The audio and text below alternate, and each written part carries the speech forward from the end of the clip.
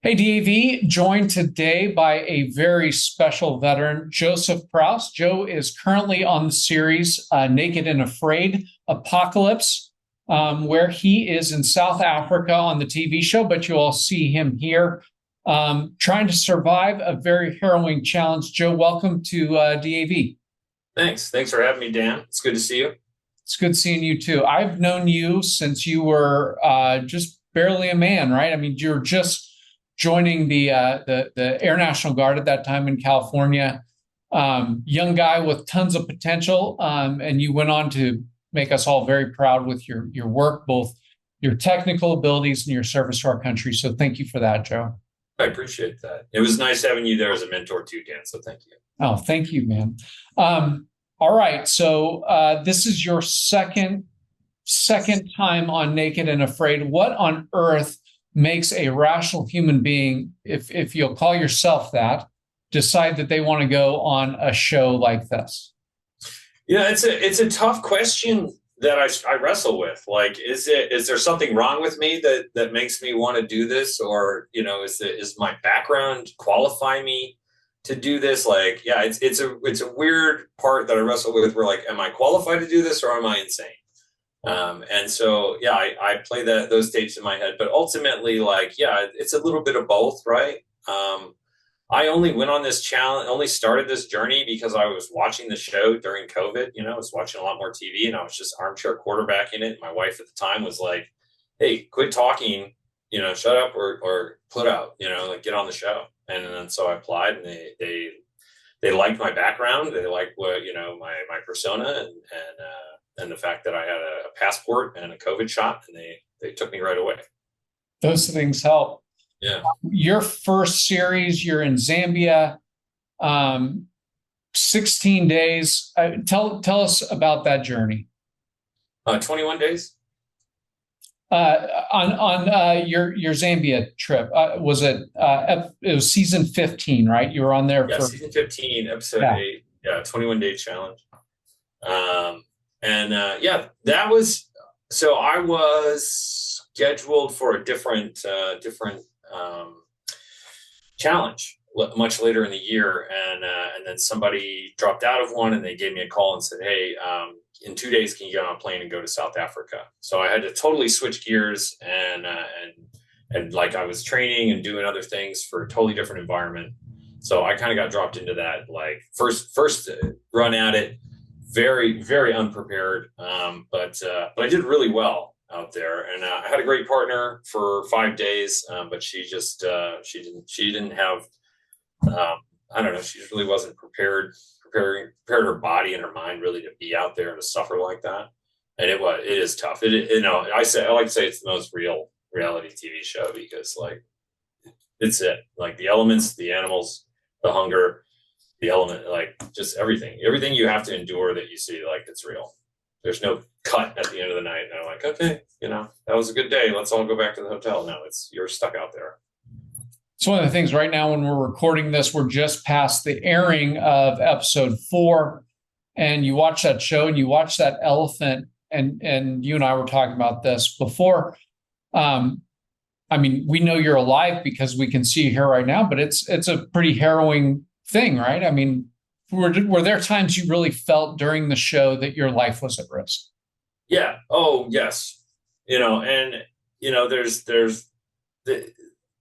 There's lion that come up really close. They kind of showed a little bit of that. And, there's the elephant that was like stalking me, and, it's something that I'll never forget, but it's also something I'm very proud of. I think there's just I like to say, like, if you want to know what it is to be human being, like, go on this challenge. Your instincts will come out, like primal mindsets will come out.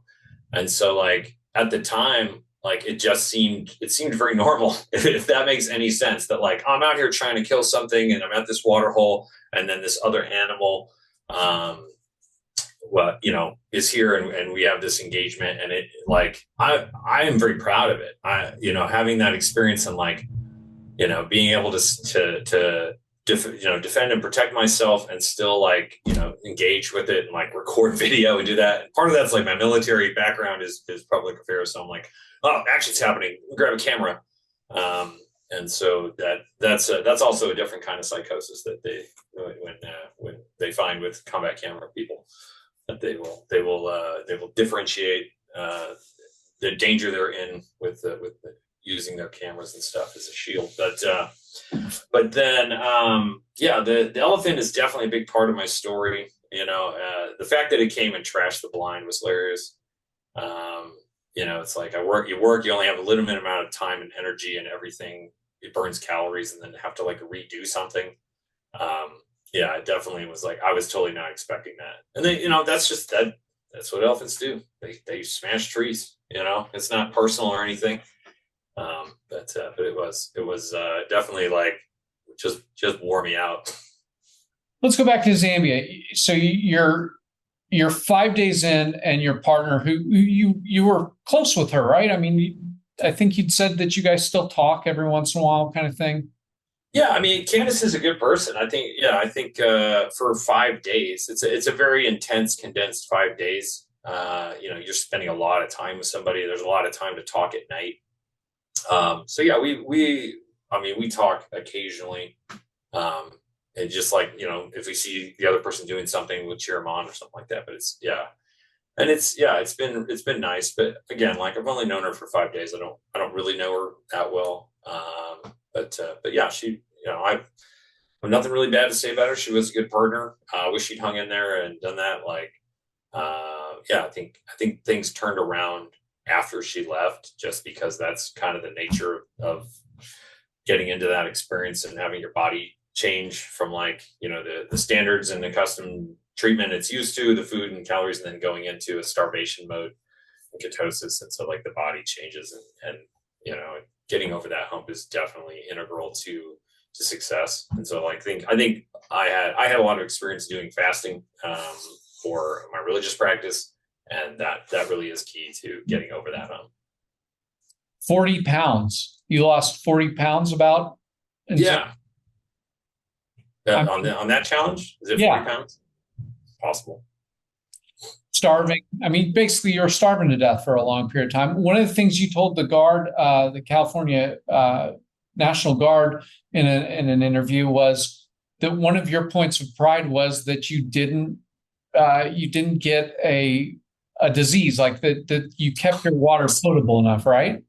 Yeah, I mean, that is definitely a sense of pride. Like when I came back and did my med checks and found no parasites, I was like, that's real survival for me. Like, it's hard to get food, and they don't put you in lush places where there's plenty of game and fruit and stuff like that. They put you in difficult spots, and so that's the point, is suffering.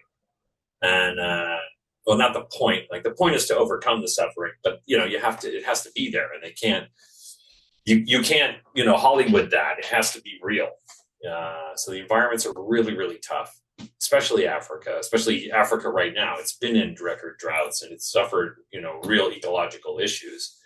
And so to be in that zone, everything is fighting for whatever resources they can get out there. And you plop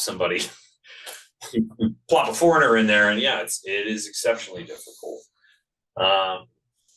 So sorry, let's get back on track. Apocalypse. I mean, Naked and Afraid Apocalypse. You hear multiple people on the show talking about how this actually feels like we're trying to survive an apocalypse right now. A different kind of challenge, right? You have more tools perhaps than you did before, but you quickly were on your own once again. Yeah, I mean, in this show, it was a little bit Groundhog Day-ish with losing. I thought when I got two partners, I was like, well, that's I'll guarantee I'm walking out of here with somebody.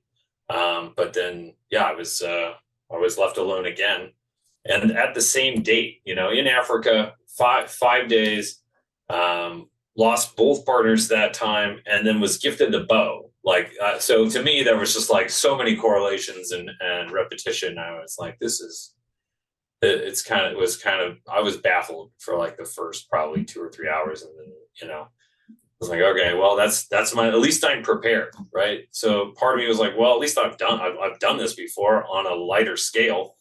Now we just got to go further with it. So I think it helped. If I didn't have that challenge previously, I probably would have been like, okay, I'm done. But part of it, like we do always train how we fight in the military. I was like, well, I've trained for this. So I think partially having my previous experience gave me a better attitude about what had happened, because I had confidence that I could at least go 21 days. I could at least get that far. I knew that. I had confidence of that. You're watching the episode. I gave you a hard time about this one. You're going around and you're digging up these scorpions, and you're eating the scorpions, and you're feeling really good, and you're hydrating, you're doing everything right. The next day you go and you find this moth, and you catch the moth, and you carried it back to your place like it was a rotisserie chicken from Costco or something like that. And now you're eating this moth, and then you're blowing chunks. What the heck was going on in your mind when all that happened? I mean, that's pretty devastating. And it's like, I experienced it, right? But to watch it third person, it kind of reminds me of like how much that hurt. Like, the effort to acquire calories is hard. There's minimal acquisition, and then to throw up. And it really was like, I'm never cooked a Mapani moth in my life, and I undercooked it. It was a little squishy, and my body was like, whoa, that's not food, bro. My body's trying to protect me. It's like you try to do a little mind over matter, but yeah, the body's like, whoa, that's undercooked. That's an undercooked thing you're trying to ingest. So let's just purge the system. And I mean, that's what happened. And then lesson learned, right? So now I got to cook these guys a little bit longer than scorpions. Scorpions a little thinner, Mapani moth's a little fatter. So got to make sure those insides get cooked thoroughly. Otherwise, the body's going to reject it. So when ordering moth at a restaurant, you want to go medium well?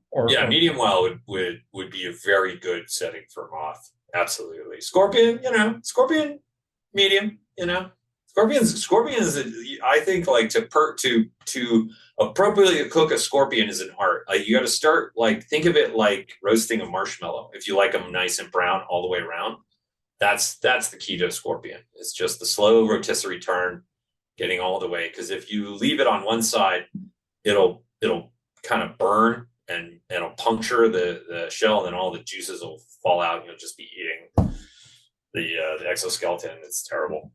So episode 4, you upgraded your menu a lot. You got a catfish.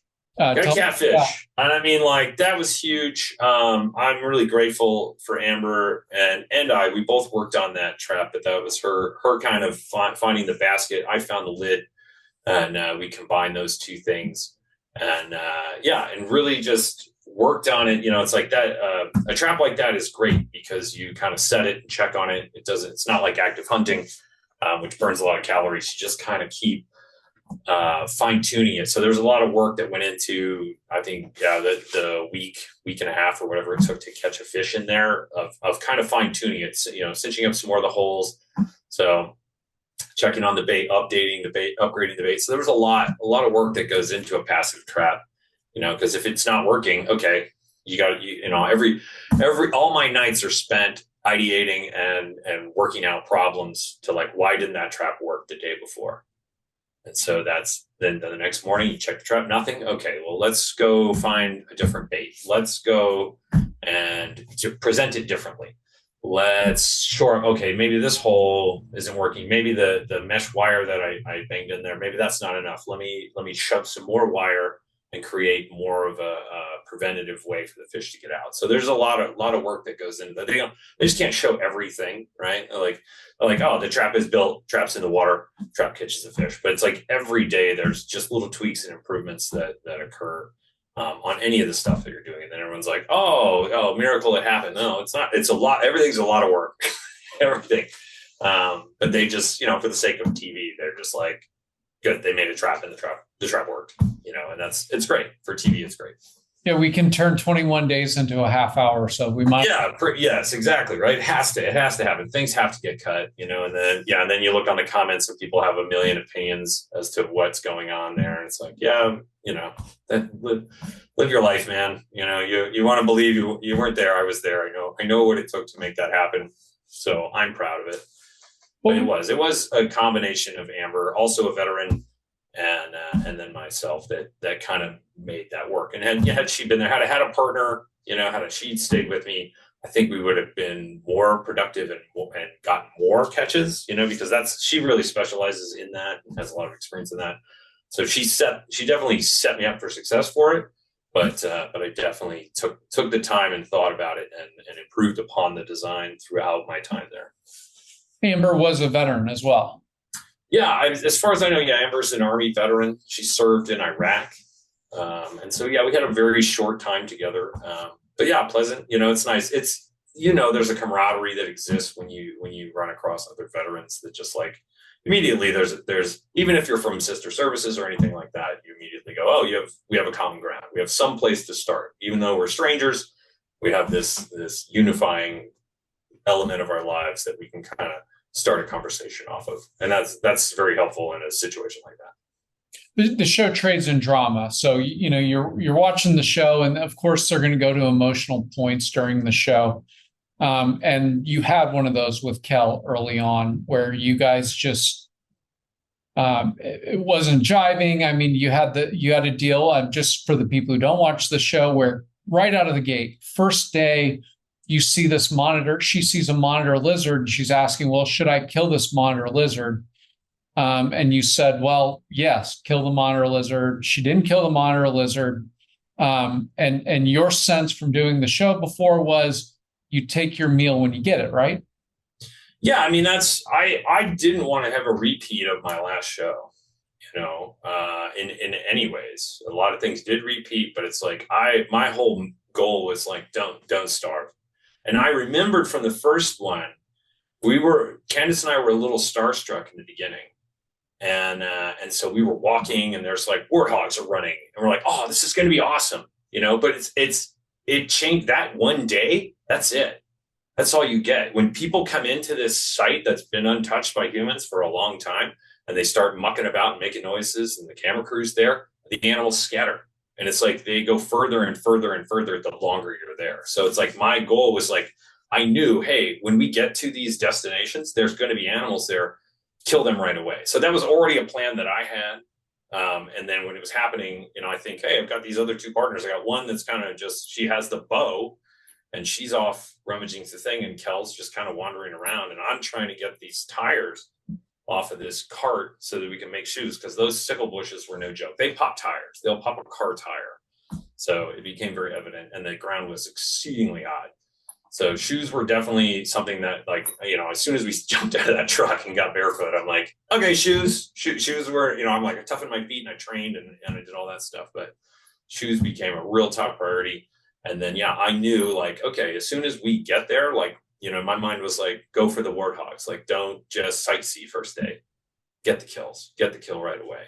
And so that was something that I had programmed. Kel has a completely different survival philosophy and a philosophy for animals. So that those don't mesh. Those don't mesh, And they honestly couldn't have put me with probably a worse paired partner. And that's just the way the cards fell on that one. We don't, like you said, there's so much of the show that people don't see. What, if you don't mind talking about, what happened that night when you had, kind of because you've been cast as a villain a little bit, or you were early on. It seems like that's changed a little bit, but what happened that night in the boma? Which the night after the monitor lizard? The night before you guys parted ways. Oh, before we parted ways? It's like those two were constantly sleeping in the tube and that big metal tube, which I did too from about like 5 p.m. till 9 p.m. I would stay in that thing because it was gathering heat and radiating heat. And then once the night cooled down and the heat dissipated, it was sucking heat out of the body. but they loved the security of it. I couldn't stand it. You'd be laying down and just sucking in all this charcoal dust and rust dust. So I'm like, I'd rather go sleep on the dirt right outside the boma. It was very, we made a very small boma around it. So I'm basically nestled up against the fire that's in that, in the wheelbarrow bin. And then I got thorns on one side. So I'm a very tight, narrow space. And and there's wood for the night kind of stacked up there. And she just grabbed a stick and poked me in the back of the head, which was super duper alarming. And then, but the camera doesn't really indicate, like, I'm literally like this, just sleeping, minding my own business. And she just jams me in the head. I wake up and I'm like, what's going on? I'm really confused. I did think like I had just fallen asleep to listening to a jackal chewing on bones in the darkness. So, my mind is just racing about a lot of stuff. And then, she does it again. And I turn around and she's just holding this stick, like with this stunned look in her face. And I just go, we're not doing that anymore. And I grab it and throw it. And she like screams asshole in my face. And then I'm just like, then she starts on one of her diatribes. And I'm just like, just stop, shut up, just stop talking. I just want to go back to sleep. I don't really know what just happened, but your, dissertation is not, I don't care right now. I just want to be left alone and sleep. Like, why did this issue even happen? And she never apologizes once for like any of that, which to me, like, I know a lot of people call me a lot of names right now, but it's like, that's the most basic thing. That's all I really asked for. And yeah, it's like, she was just interested in talking bad about me behind my back and creating an ally with Amber and making sure that, she was the victim always. So it just, I was really not a fan. I could kind of see what's happening. And then she just asked to be moved because she didn't want to move up to where we were building our new camp. She wanted to stay by the water. Water was that was her big motivator. She's talked about, she lives in Hawaii sometimes and how that's a big part of her life is just being able to swim and be surrounded by water. And I was like, well, we're gonna pack up and leave here, and it's going to be hunting grounds. It's not going to be a water source to swim and play in. And she was really not happy about that. So, she made a plan to try and find something that appeased her, better water source. You are a veteran, and I mean, when I think of you doing something like this, I remember the LA Marathon years ago, where you had done zero to prepare for this marathon. And I was just like, I wonder at what point in all these miles we'll be going to collect Joe's corpse after he finds out how hard a marathon is. But you finished the marathon faster than a lot of people did. And that seems like that's kind of you're just one of those resilient people who's able to do things like that. Did that weigh in, do you think, to your experience on Naked and Afraid? I mean, yeah, I think a little bit more about, like, I signed up through the military to be the human chain in the front of the marathon. So I didn't sign up to run the marathon. I just signed up to be part of a human chain to hold runners back when they pull the gate so that the main general runners don't flood the elite runners. And then you're allowed to, so that's it. That was like the job, right? But you get a number and you're allowed to run if you want to. But it was like, basically everyone's like, yeah, just line up. And then, when afterwards, just kind of peel off and go back to your car or whatever. And so I didn't train. That's why I didn't train. I wasn't really preparing to run a marathon. I just went to do that, to be of service, as a volunteer. They asked for volunteers from the military base to do that job. And then I just kept running and kept running and kept running. And then all of a sudden I finished the marathon. I was like, well, that happened. I didn't wake up this morning thinking I was going to finish the marathon, but here I am. What was your time? Huh? Do you remember your time on that? Do I remember my time? It wasn't great. It was not a great time. It was somewhere over 4 hours. Well, it was a good time for me because I wasn't running it, Joe. It was I treated it like a big buffet. I just kind of ran to all the snacks and waters, and I just kind of, it was great because it was LA Marathon. So there were all the restaurants. So you get a little plate of Chinese food, you get a little bitty burrito and orange slices and all kinds of wonderful, wonderful eats. very early in your hunting and gathering phase of life. Yeah, exactly. Yeah, I'm definitely an urban survivalist. So, tell us about your military career. I mean, a lot of people don't realize when they're watching the show, you're a disabled American veteran. Tell us about what you went through in the service. Yeah, I mean, I've been in the military. Still, I'm currently serving in the Air National Guard with a disability rating, which is something maybe a lot of people don't even know you can do, depending on the severity and what the injuries are. You can continue to serve. It's not the end of your career. 24 years now. I joined the military and went to basic training, and 9/11 happened while I was in basic training. So that was a very unique experience. And I was just going for the college. Like, I really didn't have aspirations to be a military person or to have a career. I was just trying to get, I had a year of college and I ran out of scholarships and needed something to help fund that. And so that was my goal. And then, like I said, 9/11 happened, and it very shifted my gears and my what it meant to be in the military and to serve. And so I became very committed. Went on active orders and did the Operation Enduring Freedom, or one of those the I forget what they were, the missions that were in support of the post 9/11 incidents.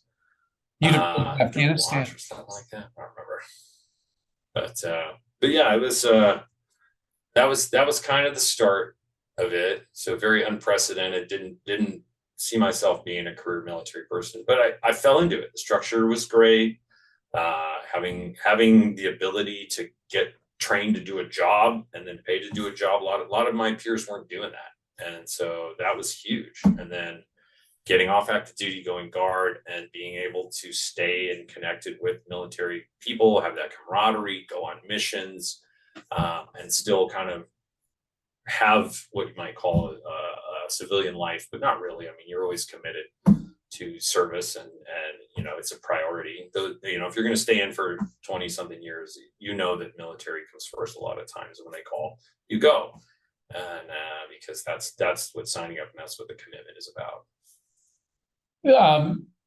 For better or worse, your military service affects your life, affects your experiences. We were just talking about Kel and getting stabbed in the head with a stick while you're trying to sleep. Can you talk more about how your military experiences have influenced your Naked and Afraid experiences? Well, I mean, I've done combat deployments, so being woken up in the middle of the night with threats of death, threats of incoming attacks is something I endured for 9 months. It's and it definitely has a heuristics rising factor to it. To me though, like that incident is like, I've done a lot of therapy through the, I constantly go and still see people, specialists at the vet center. And like, to me, that's huge about that incident. A lot of people, say a lot of negative things about me, but I don't know a lot of people that can, in that moment of being, with the background I have of being combat experience, being woken up by shellings and attacks and other things like that. And then be sleeping, get attacked twice, right? Actually get assaulted, wake up, and just remove the weapon. That's it. That was like my rules of engagement was like, okay, she has a weapon. Okay, gone. And I threw the stick. And I think that plays a lot of like being able to lower that. A lot of my therapy, a lot of what I've done, involve nature, which is, there's a delicate balance there. A lot of what I did early on to combat my PTSD was to engage in nature.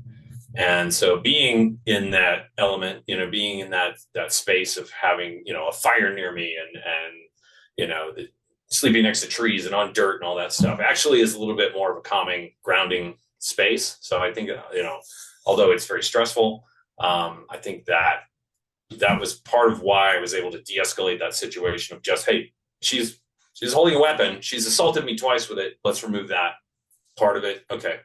Now, let's just separate. I'd just rather not continue talking to you unless it's an apology, which it never was. Yeah. I mean, the show is disproportionately represented by veterans. So, I mean, it seems like I say characters, but it's human beings. Every other person on the show, it seems like, is a veteran. Why do you think there's so many veterans on the show? Well, I think maybe you just doing confirmation bias. I think you just notice them. They are there. They are there, and it's true. I A lot of my fellow service members, I tell them, like, the biggest part that you cannot train for is separation from family. That was a big part of why Candace had left. She missed her son, she missed her family, and she had hunted and been outdoors, but she's generally surrounded by loved ones when doing that, or she knows when or can reach out and communicate with them. And so, like, I saw her going through that, homesickness, and a lot of veterans. There's no way to train for that, right? You cannot train for homesickness other than to leave your loved ones and not be able to communicate with them. And so, as a veteran, having deployed, you don't, an attack happens, communication shut down. They don't care if you're in the middle of a conversation with your loved one getting, exciting news, or, it doesn't matter. No more communication, no more talking. And you just have to endure that. You have to suffer through that. They have to deal with that, right? There's a lot of stories about, mothers just having absolute panic attacks because, you'll be on the phone with somebody and they'll say, "Oh, I think that was an attack." And then the phone cuts out because they shut off communications from the base so that people aren't reporting what's happening. It's a safety precaution so we can mitigate any information getting out. But it causes a lot of panic to people. So it's like, there's no way to train for that, right? Unless you just want to truck yourself out to isolated areas and just do that. So I think that's a big part of why you see veterans doing it, why you see veterans succeeding, is this capacity to compartmentalize a situation and be 100% focused on it and realize your family is safe and back home, because we have programs, we have family support, we go through that a lot. And so we don't have to just dwell on them. I miss my kids and I miss my loved ones so much when I'm out there. It's a big part of why I'm out there doing it. But I always try to remind, when I get in those dark spaces of like, oh man, I miss them, I wish I could just tell them, blah, blah, blah. I'm just like, it's like, I have to remind myself, what do I want? Do I want my son to tell, do I want to come back and say, my son, and say, "Hey, I missed you so much, I quit, ended earlier"? Or do I want my son to be like proud of me for finishing? Right. That's kind of what I tell myself. It's like, what would I rather call? What phone call do I want to make? "Hey, I made it," or "Hey, I missed you so much, I quit." That's not the message that I want to send to him. So that's a motivator. But you have to I have mentally prepared for that. I've built that kind of cognitive disruptor in. Hey, Joe, thank you so much for your time. I mean, you've been cast a little bit. It seemed like you're being portrayed a little bit as a villain there, episode 1 and 2. But I want to tell you, just as someone who's known you for 20 years, I'm really proud of you. I'm proud of you as a dad, and you're no villain in my book. Thank you for your service, Joe. And maybe we'll follow up towards the end of the season and see how things go and talk more Naked and Afraid. All right. Thanks, Dan. And thanks for everything that you do. I really appreciate seeing what you've done with veterans and how proactive you are with it. And like, you are a role model for me. So thank you. Thanks, brother. All right. No Prouse, everybody.